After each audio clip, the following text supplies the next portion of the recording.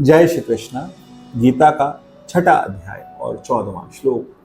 भगवान बता रहे हैं अर्जुन को कि ध्यान की विधि क्या है, ध्यान का तरीका क्या है। तो भगवान कह रहे हैं, प्रशांत आत्मा अतीत भी ब्रह्मचारी वृत्ते स्थिता।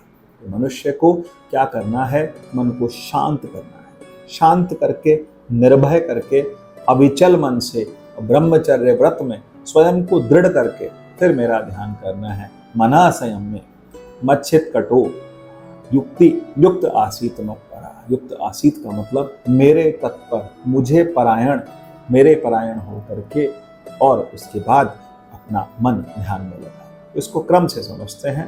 पहली बात कि भगवान ने जो बोला कि मन को शांत करना है। शांत का मतलब मन में कोई उद्वेग नहीं आना चाहिए।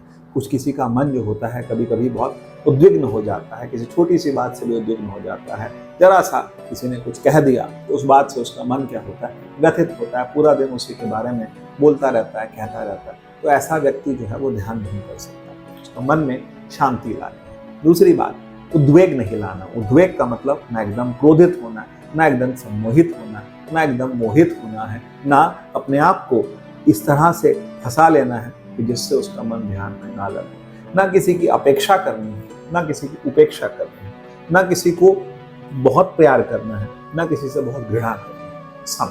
जब मनुष्य सम हो जाता है, शांत हो जाता है, निर्भय हो जाता है, किसी तरह का भय ना हो और मन जो है अविचलित हो। अविचलित का मतलब कि उसमें कुछ भी, जैसे भगवान के लिए कहा जाता है अच्युतम, कि अच्युत। अच्युत का मतलब है कि वो अपने स्थान से ना हटे।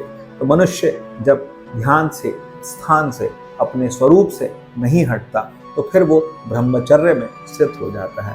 परमात्मा में, ब्रह्मचर्य में, ब्रह्मचर्य का मतलब होता है कि ब्रह्म में आचरण करना, ब्रह्म का ही आचरण करना, ब्रह्म को ही सर्वस्व मानना, परमात्मा को अपना सर्वस्व मान करके, परम आश्रय मान करके उसमें लग जाना, इसी को बोलते हैं ब्रह्मचर्य। तो भगवान कहते हैं इस तरह से यदि व्यक्ति मेरे आश्रित होकर के, मेरे परायण होकर के मेरा ध्यान करता है तो फिर वो मुझको पा जाएगा। जय श्री कृष्ण।